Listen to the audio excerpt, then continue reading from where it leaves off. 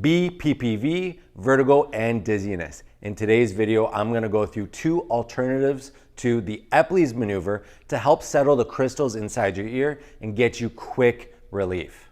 And make sure you watch to the end of the video because that's when I'm gonna go through two supplements that you should take in order to help dissolve the crystals inside your ear and help your body reabsorb it.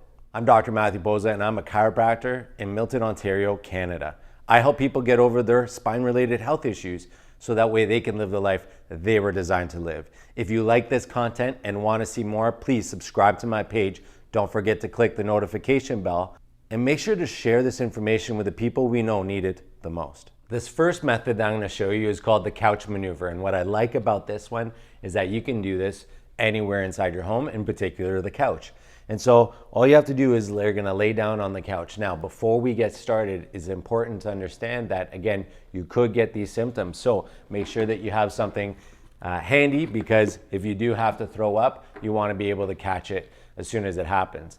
Now, the key with this one is that when you lay down on the couch is you're gonna be turning your head to 45 degrees.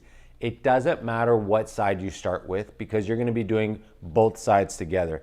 But it's quite simple. You're gonna lay down on one side on the couch and you're gonna let your head rest. Everything's gonna rest like this. Then what you wanna do is instead of having your head pointing at one direction, you actually wanna start at 45 degrees. So in this case, I'm looking almost straight up at the ceiling and not necessarily towards my shoulder. If you look too far over at your shoulder, that's actually 90 degrees.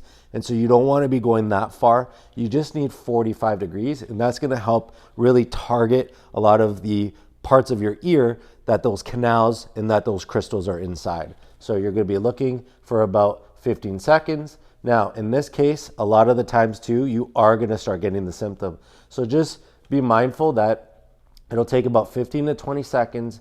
And then all of a sudden when the nystagmus, which is your eyes, stop going and you notice that the symptoms start to get a lot better, then you just want to hold this for another few seconds. And then all you're going to do is you're going to sit back up, keep your head, by the way, turned. You're going to sit back up and then you're going to look forward. That's going to usually cause another reaction. You're going to get that about 15, 20 seconds. You're going to feel it. And then all of a sudden, everything is going to calm down. Now, the more often you do that, the more that you're going to get a solution. You're going to actually feel a lot better. But then all you want to do is repeat it on the other side. So you're going to switch over to the other side. Again, same type of deal. Your head is down. I'm looking at 45 this way. I keep it up this way. And then all I'm going to do is hold this until everything stops. I feel a lot better. And then I'm gonna bring myself back up, holding that 45, and then turning my head and just relaxing, waiting for those symptoms to stop. And then I'm now back to balance. You can repeat that as much as possible, but what you should notice as you do it is that you're getting less of the symptom. So every time you're doing it, you're getting less. So that means you might have to do this 4, 5, 6 times in a day. You could even do it more if you want to, but then the next day that you go and do it, you might feel like you only have to do it 3, 4 times. And then after that, it might be only once or twice. And after that, it might be even less. You might just do it once a week until that's completely gone. Don't forget, at the end of the video, I'm gonna show you what supplement you should take so that way you can actually absorb those crystals and get them out of the ears. This next maneuver is the Half-Somersault Maneuver, and this one is by far my favorite because you do get really quick results with this. Again, you want to make sure that you have your bucket ready just in case you do get sick from this. But what you want to do is you want to start off on your knees. Now, you are going to have a side that when you turn your head that you do notice that you get a little bit more dizzy or you get your symptoms. So this is the side that you're gonna be focusing on with this one. So what you're gonna do is if it's to the left, then your nose is gonna be going to the left. That's the way that we're gonna pick this, and that's the side I'm gonna do for this demonstration. But it's quite simple. What you're gonna do is you're gonna start looking straight, and then we're gonna bring our head up. Now, as we bring our head up, you might get some symptoms, you might not, but if you do, that is totally normal. Now what you're gonna do from this position is we're gonna get ready to go down. So my head is up, my hands are gonna come up, and then we're gonna go down into a somersault. So we're gonna bring our hands down onto the floor. Our forehead's gonna go down on the floor. But as you do this move, when you're on the floor, you're gonna tuck in your chin. So we're starting here, we're coming down, I'm tucking in my chin, and now I'm gonna turn my head 45, so I'm looking at my armpit or my elbow. I'm gonna hold this position. This should stimulate something, so therefore you should get symptoms. You get the nystagmus, your eyes are gonna be going back and forth, you're gonna get dizzy, you're gonna feel sick. That is completely normal. But if you have to throw up, abandon ship and make sure that you throw up in the bucket. I'm gonna hold this until all the symptoms are gone and about another 15 seconds. So typically this will take you about 30 seconds. At the end of that, once you start feeling better, now we're gonna quickly come up, back onto our hands on our knees, but my head is still turned to 45. So we came up really quickly, and that's really important to this because it's gonna help settle those crystals down at the bottom of the canals. So now what's gonna happen is we're gonna wait for the symptoms again to go away. Should take about 15 to 20 seconds, and then we're gonna hold it for an extra 15 seconds. So in all, we're gonna be looking at 30 seconds. And then after that's gone, we're gonna come back to neutral and just hold that. Feel better, and then you can get up. So I would be doing that one. Now, so when you are starting this one, you will notice that you're gonna have to do this a little bit more often, again, at the start, but it is something that as you do it, it's building on the last one. So therefore, you're gonna have to do it way less. So I would start by doing this once an hour to really get those crystals to calm down. What you should notice is as you continue to do it, especially in that first day, you're gonna notice that you're gonna feel a lot better, especially later on as you've done about 4, 5, 6 of those. And then the next day, repeat, see how that goes. What you'll notice is you'll probably feel like you have to do less because you're getting way less symptoms. And that should just keep repeating that until they're completely gone.